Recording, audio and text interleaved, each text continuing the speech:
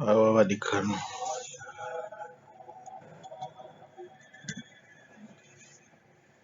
tinokuchingamidzai madekwana ano, nguva ichifamba, mazuva achipera, mazuva achitiperera ekuti tinosangana nemusiki wedu.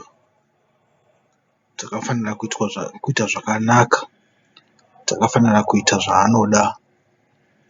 Sokupera kwezuva, madekwana achisvika, zuva richipinda muna mai varo, ndozvakaitawo kupera kweupenyu. Hakuna kumirira kuda kuzotanga kunamata Mwari mazuva ako madekwana. Nguva inotadza kukwana, rima rinokusvikira nokukurumidza, nekuti hauzivi kufamba kwemumvuri, hauzivi kuuya kwerima. Gara wakagadzirira kusangana nemusiki wako. Aiwa, hama vadiwa, ndinokuchingamidzai pachirongwa. Muparidzi anoti zvatinouya zvakare nechimwe chidzidzo. Nhasi uno chidzidzo chedu chiri pana Mako wakare. Takabva pana Mako 5 tikati pane zvinhu zvakada kufanana kubva patinobva paMako 5 tichipenda pana Mako 6. Kubva pana Mako 6 panotaurwa zvokusorwa kwaJesu paNazareta vhesi 1 to 6, tichipindawo pane vane 12 vanotumwa kuparidza nokuporesa. Tikati pane kahukama karipo kanobatanidza zvinhu zvose. Nhasi uno takanga takafanira kupinda muchidzidzo chokuurawa kwaJohane Mubhabhatidzi. Izvi hatingazvisiyewo zviri zvega, tinofanira kunge tichizviinzanisa nezvose. Kana zvichinzi Johane Mubhabhatidzi anenge achiurawa, zvinenge zvichimboreveiko? Naizvozvo nhasi gadzirirai kuti tidzidze pamwe chete. Handini ndoga ndinodzidzisa, kwete, neniwo ndinodzidza kubva kwamuri. Tose tinodzidza panguva imwe chete.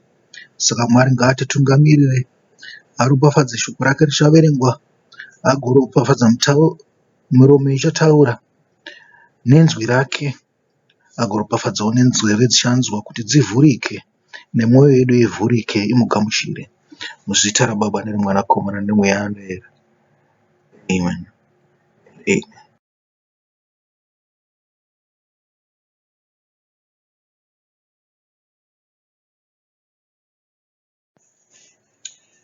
Ewe hama vadiwa, tinodzoka zvakare pachirongwa. Muparidzi anoti takanga tichitarisa pamusoro pakuurawa kwaJohane Mubhabhatidzi. Johane Mubhabhatidzi wakaurawa naHerodhi. Herodhi wakanga asingade kuuraya Johane Mubhabhatidzi, asi nokuda kwezvinhu zvakamumanikidza, Herodhi wakatambanudzira ruoko rwake kuna Johane Mubhabhatidzi wakamugura musoro. Ndonyaya yatanga tinayo last week, ndonyaya yatiri kukontinya pairi. Zvida tingaverenge futi nyaya yacho yose kune vari kutanga kutinzwa nhasi uno. Tingangoverenga nyaya yacho yose tikaipedza.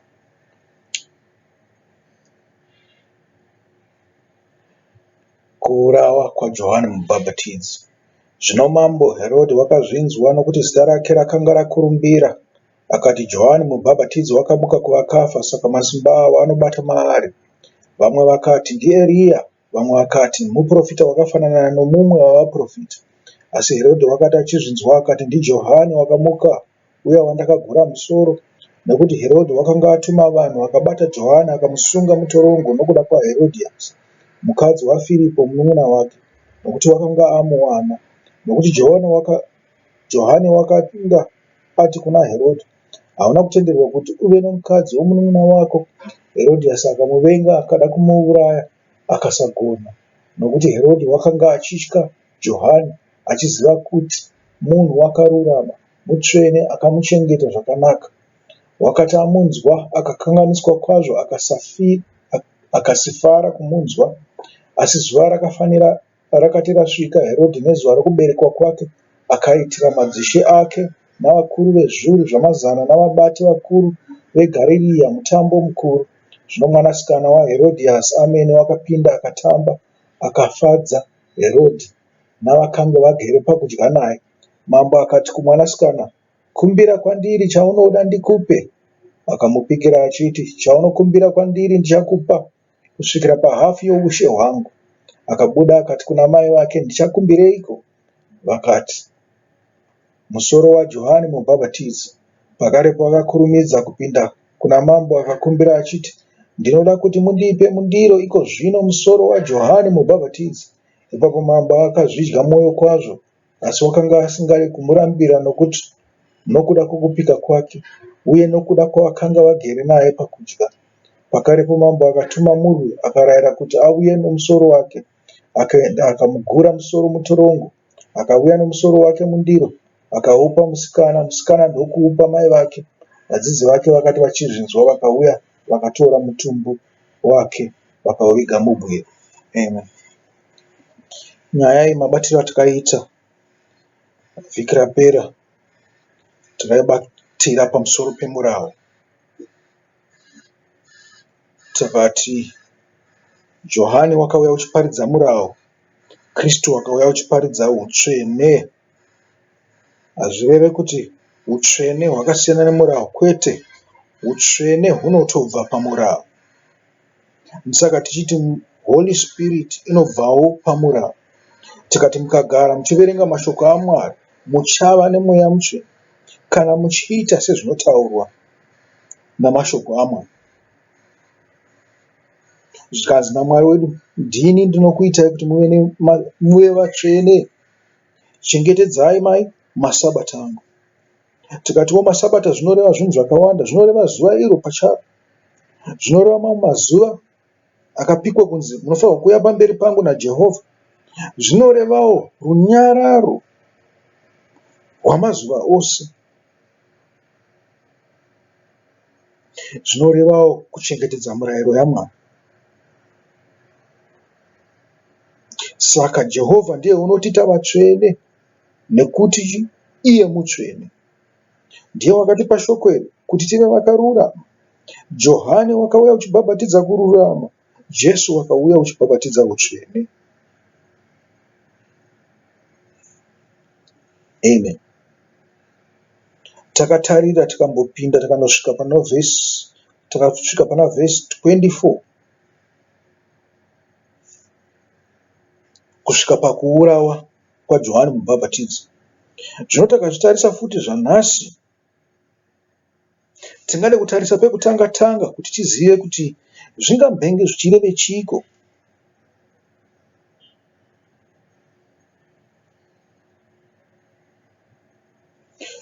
Nyaya yakataurwa naJohani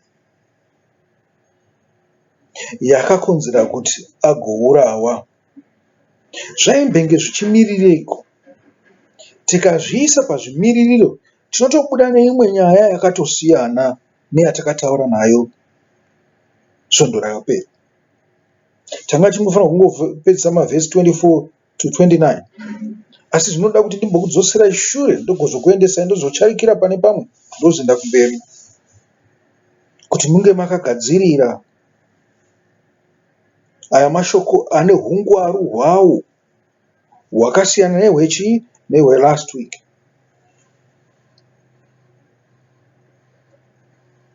Zvikanzi zvino mambo Herodhi wakazvinzwa nokuti zita rake rakanga rakurumbira. Akanzwani? Akanzwa Jesu kunzi uri kuparidza nekuita mabasa esimba. Tiri pavhesi 14 tiri kuramba tiri kudzokeredza zvakare. Johani Mubhabhatidzi wakamuka akati, Johani Mubhabhatidzi wakamuka kuvakafa, saka masimba avo anobata maari. Ari kuti chii? Jesu agarwa nemweya waJohani Mubhabhatidzi. Saka mabasa esimba aya ari kuitika muna Jesu ari kubva kuna Johani Mubhabhatidzi. Amen. Vamwe vakati ndiEriya. Mashoko aya tinoanzwa pakawanda. Tinowanzwawo pamusoro pakavhunza Jesu kuti vanhu vanomboti ndini aniko. Makaenda kumagospera ese munonzwa paanobvunza kuti ko vanhu vanomboti ndini aniko, kuna Johani, kuna Mateo, kuna Ruka, zviripo izvozvo izvo. Vamwe vakati ndiEriya, vamwe vakati muprofita wakafanana nomumwe wavaprofita. Asi Herodhi wakati achizvinzwa akati, ndiJohani wakamuka, uya wandakagura musoro. Nokuti Herodhi wakanga atuma vanhu akabata Johani akamusunga mutorongo nokuda kwaHerodhiasi. Amen. Mukadzi waFiripo, munun'una wake, nokuti wakanga amuwana. Nokuti Johani wakanga ati kuna Herodhi, hauna kutenderwa kuti uve nomukadzi womunun'una wako. Herodhiasi akamuvenga, akada kumuuraya, akasagona. Amen. Chinoitika apa ndechekuti makambonzwa chitaura kuti takati mukadzi, isvondo rapera tanga tiri panyaya dzavasikana idzi, dzemukadzi wakanga une ropa nemusikana uya wokufa, mwanasikana waJairosi, akamutswa naJesu. Mukadzi weropa, ropa rake rakamiswa kubuda. Saka kana tichitaura kuti mukadzi tinenge chireva kereke, zvino apa zvinoda kuti tifungisise. Ini handizi munhu wenhoroondo zvangu zvakanyanya dzekunze kweBhaibheri, asi tinoda kuti tifungisise nyangwe nezviri muBhaibheri zvacho, kuti zvaimboreve chii kuti Herodhi wakanga usingafanirwa kuwana mukadzi womunun'una wake. Mukadzi mumwe chete, asi madzimambo ndiwo maviri. Herodhi akashandisa chisimbo chake chekuti ndini mukuru, akatora mukadzi womunun'una. Zvinomboreve chii? Apa tiri kuona pamavambo ekuti tava naJesu pasi pano. Jesu watanga kuparidza, tinoti Johani watanga kuparidza. Jesu wakavapo wakasimbisa zvakanga zviri pana Johani. Jesu ndiye muridzi weshokwe, wakava nekereke yake. Kuti chinhu chiri kutaurwa ichi neBhaibheri yanga iri profesi here? Yanga iri zvinhu zvakanga zvatoitika here pamusoro pemakereke akanga aripo panguva iyoyo? Takati tizvitarise, mushure mokufa kwaJesu kwakavambwa kereke yavaRoma. Kwakanga kune kereke yanaPita, kwakanga kune kereke yamaJews. Urikuzvona, dzose ikereke dzakasiyana nhatu idzodzo idzi. Zvino kana Johani muridzi wemurayiro achibuda achiparidza kuti iwe hauna kufanirwa kuva nemukadzi womunun'una wako, ari kutaura kuRoma here? KuvaRoma here? Kwete kukereke.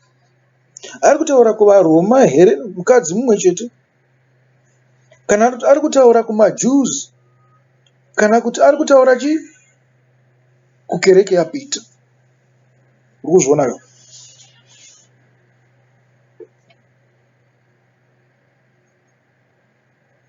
Pane kereke mbiri kubva pakutanga kwokuparidza waKristu dzakanga dziripo kare. Takati kereke yaPita naAndreas, kozoti kereke yaJohn, Johani naJakobho kana kuti naJames, vanakomana vaZebhedhi. Dzakanga dziri kereke mbiri idzodzo. Kereke mbiri dzinokontinya kusvikira kutsamba dzavaapostori. muri kuzviona manje. Dziripo kereke idzodzo dzinoita sei? Dzinodyidzana, dzinouya dzinowadzana. Yakanga iri kereke imwe chete pasi pano paKristu. Vakasiya zvose zvavaiita kumwe kwosewo, vakauya pasi paKristu vakaita kereke imwe chete. Dziripo namazita adzo. Kereke yaJohani ndiyo yasara, kereke yaPeter ndiyo yasara. Hatisi kunzwa kereke yaAndrea, hatisi kunzwa kereke yaJakobho kana kuti yaJames. Jakobho watinotozounzwawo, tinonzwa kunzi ndiye mukomana, ndiye munin'ina waKristu chaiye, womumba, mwana waMaria. Ndiye akanga ari mukuru kune vose vakanga vasara, vanun'una vake. Saka iye hatingamuinclude. Yakanga isiri kereke yakanga iripo kubva pakutanga. Ikereke yakatozouya mumashure, nekuti ndivo vekumborambwa paye naKristu. Zvikanzi ndinokurakidza amai vangu navanun'una vangu nehanzvadzi dzangu, kuti ava vakagara pamberi apa vandiri kuparidzira vadzidzi vangu ndo vanun'una vangu namai vangu nehanzvadzi dzangu. Ana James, ana Jude vakanyorawo matsamba. Vakanga varipo panze nehanzvadzi dzavo namai vavo vachiti tauya kuzotorani? Kristu wopenga. Ongopenga achingofamba achingoparidza achingorapa vanhu, kana kumba hachasvika. Hapana chicharongwa chine musoro chaakuita. Haasi kufunga kuroora, haasi kufunga kana kuzvitsvagira mombe kana makwai kana kuzviitira pfuma. Wakungofamba nenzira achingoteerwa navanhu. Kupfungwa dzake dziri pape. Uri kuda kuvamba hondo navaroma here? Uri kuda kuita sei? Zvikanzi wopenga, unofamba uchiparidza. Izvo hazvina kubva pavari voga. Vanhu vedunhu rake vakanga vati wopengawo. Hanzi batai mwana wenyu akuita sei? Akupenga. Nekuti paNazareta ndo paakarambwa, kana muchizvirangarira. Kunzi muprofita haana kukudzwa kusara kwomusha wake woga. Kusara kwedunhu rake roga raakabva ndo raasingakudzwi. Kumwe kwese kungakudzwa. Mazvinzwa? Saka kupenga uku kuri kutaurwa kwaKristu kwakanga kutori mudunhu reNazareta, kwanga kuri muna mai nehanzvadzi nevanun'una nedunhu rose. Ndo patinozoona vakuenda vakunoti hatinomutorai nechisimba, tiende naye kumba. NavaJudhawo vakati uyu unopenga. Mazvinzwa? Kanzi une mweya wani waBherizebhuri. Wakanga woita zvekereke yake achigara navadzidzi vake. Ikereke idzodzo. Saka uri kunzi haufanirwe kuva nomunin'ina wako ndiani? MaJudha here aida kuwana vaKristu?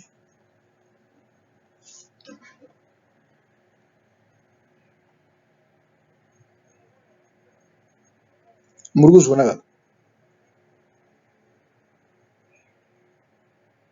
VaJudha here vaida kuwana vaKristu?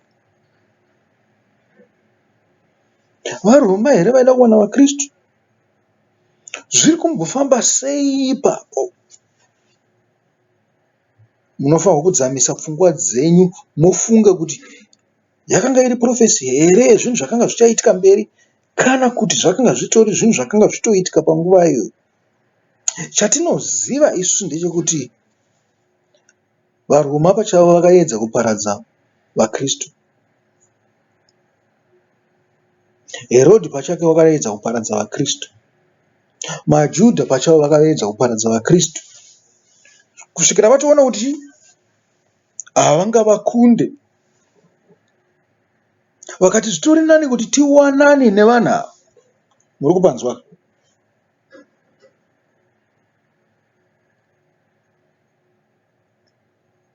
Kuwanana namaChristians. Chinonetsa ndechekuti kana wawanana nemunhu, kana watora mukadzi patsika dzedu dzavashona napatsika dzamaJudha, mukadzi wava pasi pako. Patsika dzaMwari mukadzi wava pasi pako. Unoita semwana wokutanga mukuru unodzidzisa vamwe vana vose vanoteera. Unofanirwa kumuda somwana uchitarisira kukura kwake nokusimba kwake, noutano hwake nomufaro wake, kuti nyangwe nevana vanenge vachiteera vaachabara vagovawo nemufaro noutano.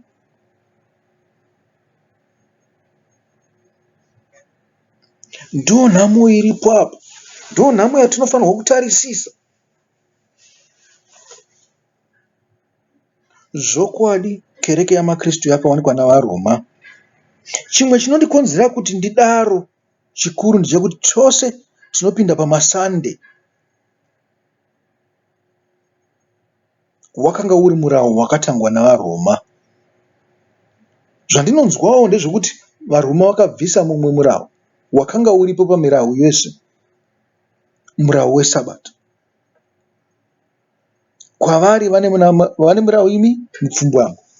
Handizivi kuti vakazowedzera mumwe murau here yakava murayiro ine 10, kana kuti vakangonyaradza iwowo. Uripo zvavo but wakanyarara, hauteereri. Nekuti nemiwo maKristu mune mirayiro iyoyo, asi murayiro weSabata makaunyaradza. Mukuzviona, makaugura musoro.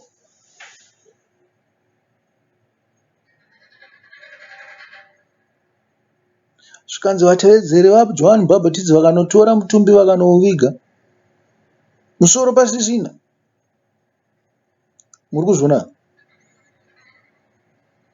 pane vanhu vakavigwa vasina musoro wavo.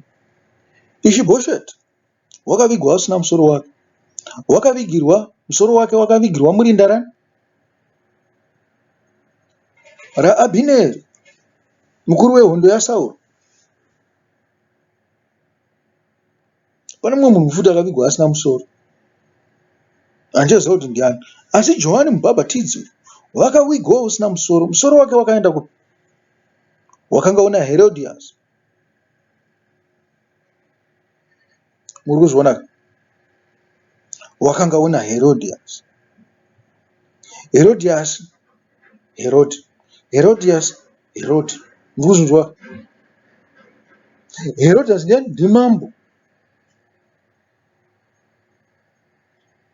KuvaRoma kwakazina mambo waigara wakanga uri munyika yeKenani.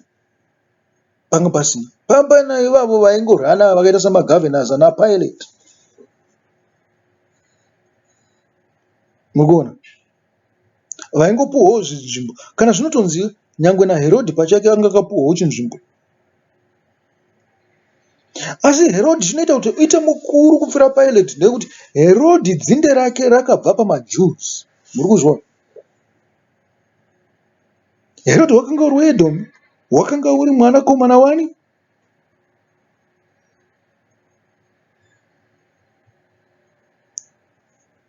Womukoma waJakobho, Esau. Herodhi wakanga uri mwanakomana womukoma waJakobho, Esau. Wakanga usiri muIsraeri. Ko chii chakazomuita kuti aite muIsraeri? Kutevedzera mirayiro yaMwari nokubatisisa pazvinhu zvaMwari, zvokuti nyangwe namaJuzo akamukudza pachawo. Akati munhu uyu unoziva zvaanoita. Isu tana makore nemakore tichiita zvinhu izvi, asi munhu uyu weEdhomu anoziva zvaanoita. Hazvina kuperera ipapo. Mwari akamukwidziridza kuti ave mambo, navana vake vave mambo wemaprovinces eKenani. Muzwa kuna naAbhela nemumwe ndingangati tetrarch of this, tetrarch of that. Maona vana vake ivavo, nyangwe nemwanasikana akanga ane chinzvimbo chake. Kukudzwa kwemba yaHerodhi. Herodhi ndimambo. Herodhi wekutanga aitonzi Herod the Great. Wakanga une nzvimbo huru yose yeKenani, zvichida nemhiri uko, mhiri kwaJorodhani.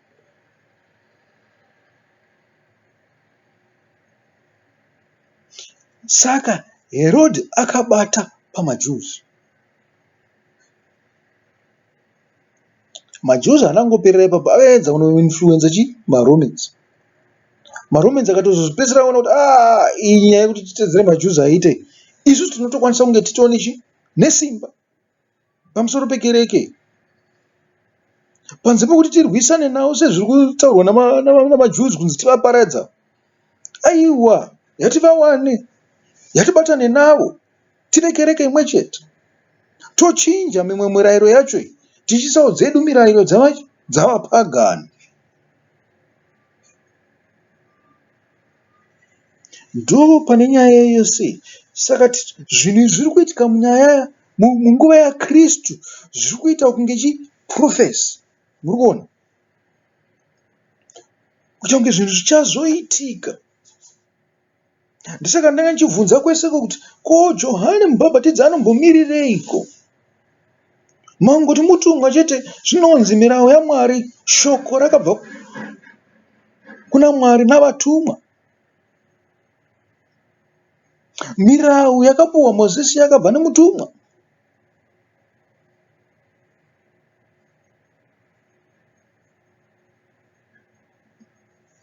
Kana waona mutumwa waMwari, waona Mwari pachake. Kana waona mutumwa waMwari, waona Mwari pachake.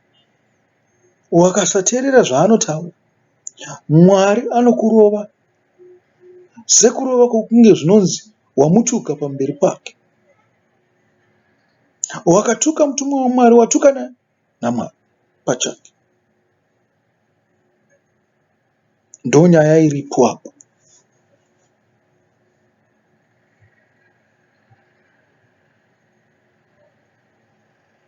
Hanzi takamuwana navaRoma, saka kana tamuwana wava pasi pemirayiro yedu. Kune mirayiro yaMwari kune rumwe rutivi, kwane mirayiro yavaRoma, zvikabva zvaita gedye kubatana. Ndo uKristu hwatinawo nhasi uno, uKristu hunotinetsei zvokuti nyangwe kana tichiverenga mabhuku anaPauro tinonetseka nekunzwisisa kuti chii chikambenge chichida kunzi chibude ipapo. Zvinotozoti wapindwa nemweya wakadzama. VaRoma vakaedza kuparadza shoko iroro, asi shoko iroro kana une mweya waMwari rinongobuda even nemashoko aPauro richikutaura kuti murayiro waMwari ngautevedzerwe. Musakanganisa murayiro waMwari. Hapasina nguva yekumanikidzana apa, nekuti vakanga vari pekutanga vaKristu anaPita vakamanikidzwa kuti vaite zvinodiwa navaRoma, kuti vaite zvinodiwa naHerodhi.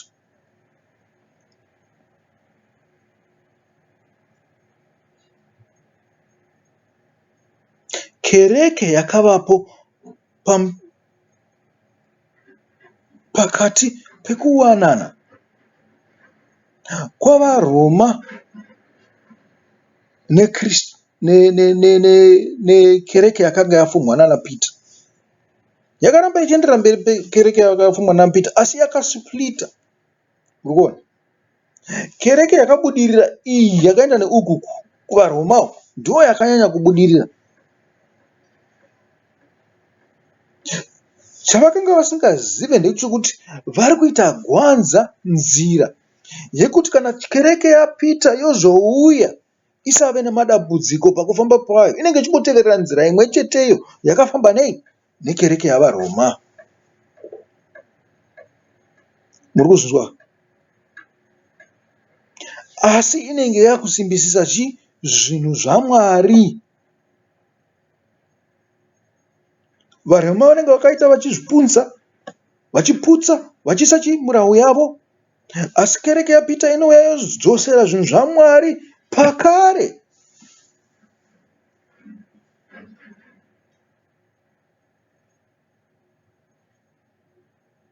hanzi musoro wakafa naHerodias. Musoro hanzi wakazobuda uri kuGermany here kana kuti chii. Vanoti uchiripo nanhasi musoro wani waJohane Mubhabhatidzi, zvikanzi akauchengeta. Asi ndiyo tsika yavaRoma yekuchengeta mitumbi yavakafa. Iwe wakabudirira chaizvo chaizvo nokusimbisa shoko raMwari nhasi, wakafa, vaRoma vachauya vachiklema mutumbi wako. Even usina kumbopinda kana one day muRoma, vanokuklema. Ko sei zvichidai? Kana tinonzwa kuna Judha isusu kuti kana naSatani waida kuklema bhodhi yaMozisi, sei zvichidaro? Kusimbisa. Kana tati isusu tine mutumbi waMozisi panapa, mose muchatiteera handi muchiti ndiyo chechi chaiyo. Kana tati tine mutumbi waKristu pano, mose muchatiteera muchiti ndisu chechi chaiyo. Kana tati tine mutumbi wamafata kana kuti wavaparidzi vakuru vanoparidza chaizvo chaizvo, vasina uore, muchangotiteera muchitsvaga chi mazita emapasta enyu iwawo.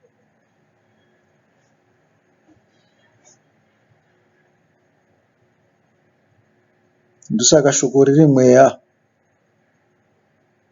Mutumbi uyu unenge wakafanirwa kumirira chi? Shoko, murau. Naizvozvo pane mitumbi ndo pana magorazve. Magora anenge aripo.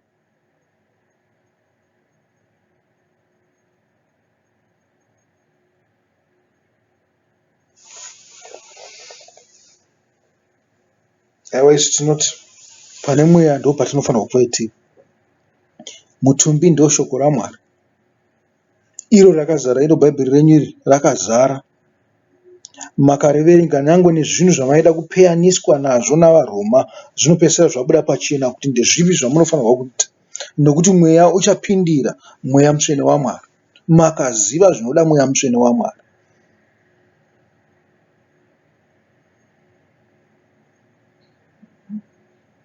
Kana kereke yapita, kereke yaJohane Mubhabhatidzi, yandinotaura kuti ndiri wekwake, kereke yaJesu yakatora mutumbi waJohane Mubhabhatidzi. Saka kana kereke yapita ichitevera mumashure mavaRoma, iri kuda kuita sei? Iri kutsvaga musoro waJohane Mubhabhatidzi zvibatanidzwe pamwe chete. Ndo kudzosera vanhu kuna Mwari kwacho. Muri kuzviona?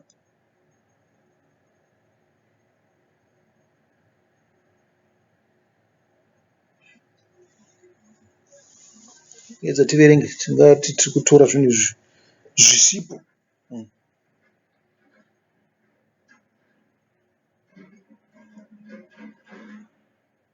Zvazi nekuti Herodhi wakanga atuma vanhu akabata Johani akamusunga mutorongo nokuda kwaHerodhiasi, mukadzi waFiripo munun'una wake, nokuti wakanga amuwana. Herodhiasi mukuru, une simba wacho ndiHerodhiasi. Kana vaRoma varivo vakuru, ndo vakawana chi? Mukadzi. Kana vaRoma vakanga vane simba, iye Herodhi pachake ane imwe kereke, maJudha ane imwe kereke, akawana mukadzi ndiani? Havazi vaJudha, havazi vekwaHerodhi. Vane simba ndo vakawana kereke yaMwari, ndo vakanga vari vaRoma. Saka muchiona dzimwe nguva muchitarisa vanhu vedu vechichena, munoshupikana nekuda kurikonsaila, kuti mubatanidze kuti zvinotaurwa nebhaibheri nezvavanoita. Pane gwanza, pane gwanza guru chairo rekuti vanhu vari kuda kutoparidzirwa shoko kuti vanzwisise, vaite se vatendevo. Keke yavari ikereke yavaRoma. Zvavakabata pamaroma zveupagani ndizvo zvimwe chetezvo zvavachiri kutenda mazviri. Havasati vabvapo, havasati vazvirasha.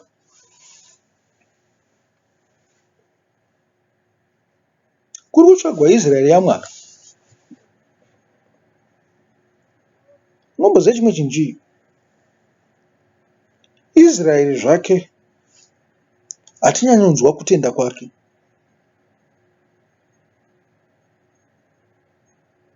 Asi naiye waimirira kuti akanga ari mavambo echinhu chitsva, munhu mutsva namavambo enyika itsva. Nekuti nyika ingadai yakataurwa kunzi ndeAbhurahama, asi yakapuhwa rimwe zita. Haina kutongonzikana kuti Isaac, yakapuhwa rimwe zita rekuti Israel. Vana vakanga vari Abhurahama naIsaka. Israeri akanga asina vana.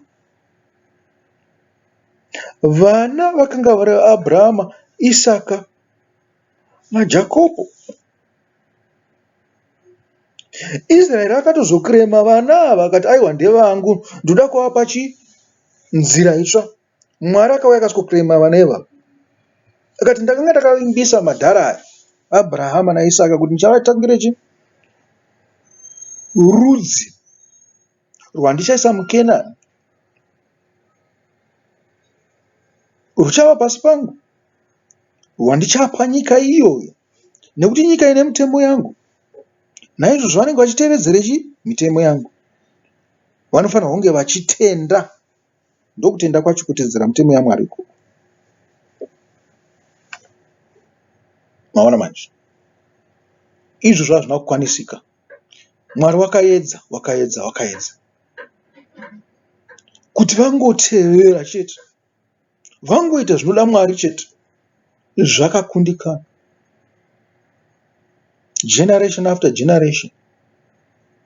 Vaiti kana vakamborohwa nemadenda, vakambokwekweredzwa nembwa, vakambodyiwa neshiri dzekudenga, vakambodyiwa neshiri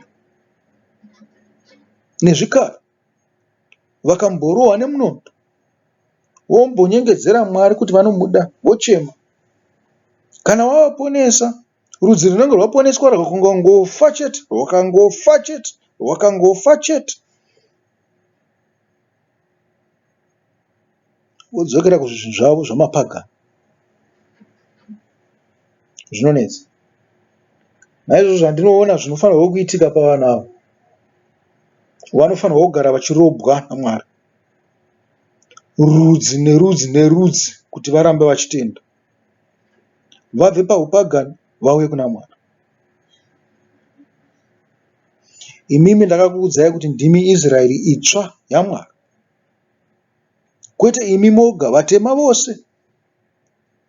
Anonzi mutema wose Israeri yaMwari. Pakati penyu pane mapagani, pakati penyu vanonamata zvifananidzo, pakati penyu pane vamwe vanotonamata Satani, vamwe vanonamata zuva nemwedzi, vamwe vanonamata ngirozi dzakafa, vamwe vanonamata nyoka chaiyo, vanonamata njuzu, vanonamata n'anga, vanonamata masvikiro, vanonamata midzimu. Zviripo zvose izvozvo, zvakanyorwa muBhaibheri kunzi vanhu vanenge vachidaro veIsraeri. Saka kudzokera kwenyu kuna Mwari kuchava here nekurobwa, kana kuti kungotenda shoko ramunoudzwa?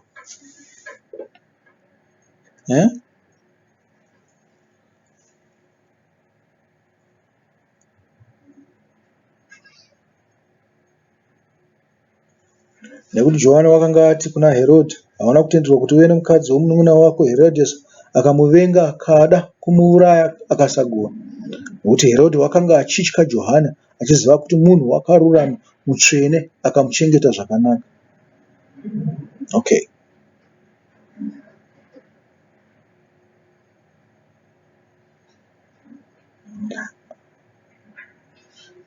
Zvino mwanasikana waHerodhisi amene wakapinda akatamba akafadza Herodhi navakanga vagere pakudya naye. Mambo akati kumwanasikana, kumbira kwandiri chaunoda ndikupe. akamupikira achiti, chaunokumbira kwandiri ndichakupa kusvikira pahafu youshe hwangu. Pahafu youshe hwangu.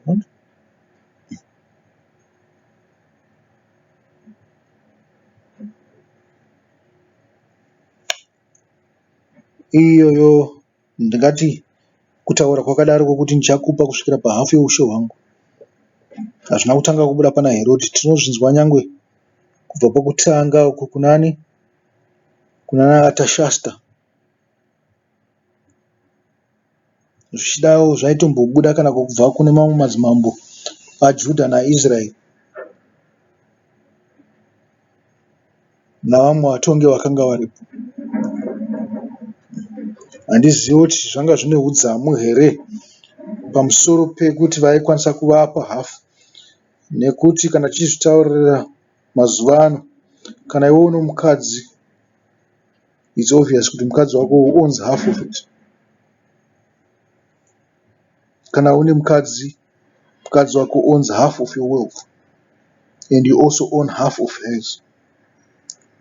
Muri two mose, kana wealth yenyu yabatanidzwa, kana upfumi hwenyu hwabatanidzwa, mune half. Saka mukazvitarisa ipapo makada kuzvifungisisa kuti kana imwe hafu yakanga iri yaHerodhi, imwe hafu yakanga iri yomukadzi. Kana Herodhi akapa hafu, waane simba ndiani? Since mukadzi akanga ane simba pamusoro pemwanasikana wake nechekare.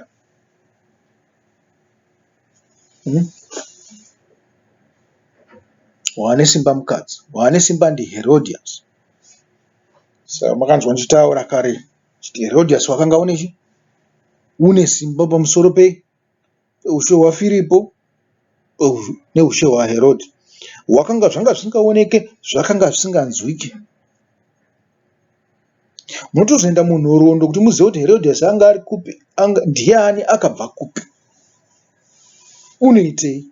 Ina ndinoda kuda kuzvipinda munhoroondo idzodzo, handipinde munhoroondo dziri kunze kweBhaibheri zvakanyanya.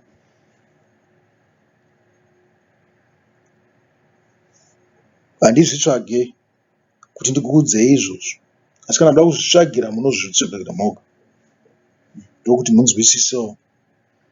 Asi muchenjere kuraswa nekunzwisisa kwenyu kunenge uchibva kunze kweBhaibheri. Nokuti kana mapinda kunhoroondo dziri kunze kweBhaibheri, in uncharted territory. Munhu woga woga anenge achitaura zvaanoda namanzwisisiro anenge achizviita. Saka muchapedzisira matora kunzwisisa kwamunofunga kuti kunoita sense kwamuri, kungave kusiri kunzwisisa zvinhu chaizvo zvakaitika, kana kuti zvinhu zvakanga zviripo. Makanzwa zvichinzi history inonyorwa nevanhu vanenge vakunda, vanonyora namadiro avo. Muzvingwarire kana muchibuda kunze kweBhaibheri.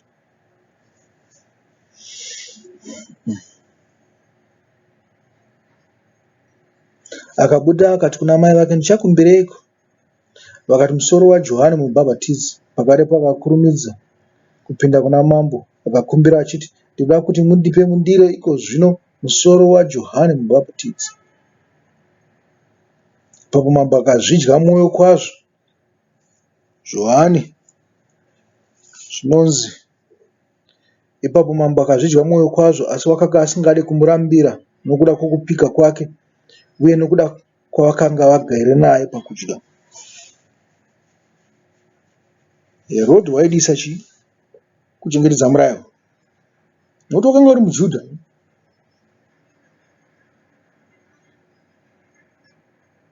Asi nokuda kwamamwe mainfluences, nokuda kwezvimwe zvinhu zveupenyu hwake, nokuda kwemukadzi Herodias, nokuda kwevose vakanga varipo pamutambo,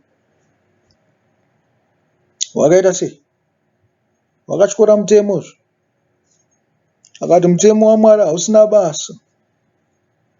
Wakautyora achizvidya mwoyo kuti afadze vakanga varipo. Zvichida mushure mekunge vaenda akasara achichema. Asi zvakanga zvichabatsirei iwe watyora mutemo? Hauna kumirira Mwari pamberi pevanhu vose.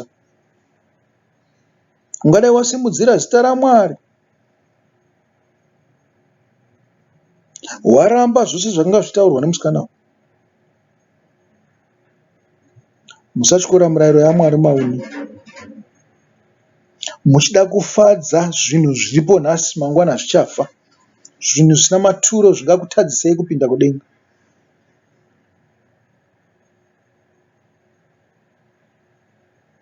Haungatadze kupinda kudenga nokuda kwemunhu asina maturo zvake.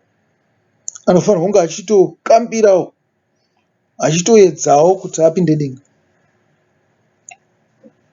Mungatadziswa naSatani here? Hamene kuti ndepapi pandanga ndichinzwa munhu anga achingotaurawo nyaya iyoyo. Kuti munhu uyu anotaura nyaya kunge anombonteerera kuparidza kwangu.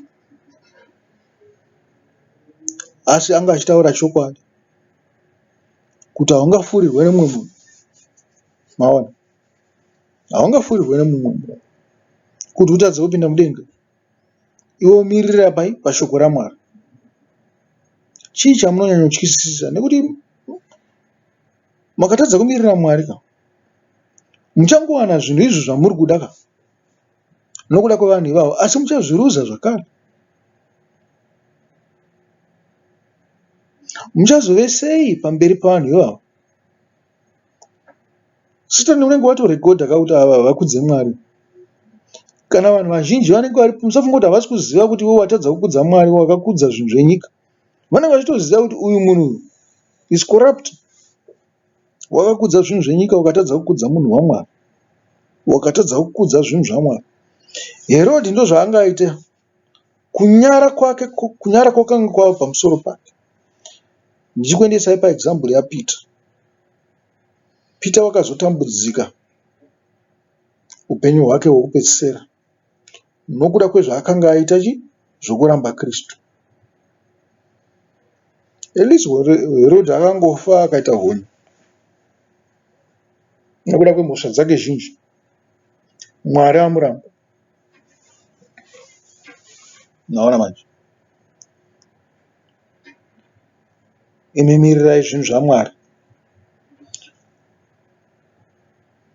Musaitwa dhee naSatani mobvuma. Satani haazipo kukurayirai imimi. Satani haarayire munhu. Hatinzwe zvinotaura Satani. Tinonzwa zvinotaura naMwari. Nyangwe Satani akauya achitaura murayiro yaMwari hatimunzwe. Nekuti une chinangwa.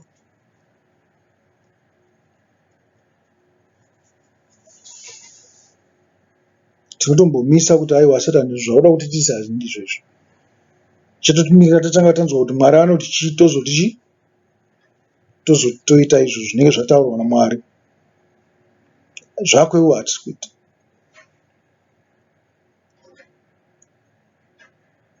Manzi pakarepo mambo akatuma murwi akarayira kuti auye nemusoro wake. Akaenda akamugura musoro mutorongo, akauya nemusoro wake mundiro, akaupa musikana. Musikana ndokuupa mai vake. Vadzidzi vake vakati vachizvinzwa vakauya vakatora mutumbi wake vakauviga mubwiro. Amen. Vana Pita vose vakapera nekufanda. Vadzidzi vazhinji vakapera nekufa. Ndo yakanga iri musoro yekereke yechi? Yekereke yaKristu. Yakadimburwa musoro kereke iyoyo.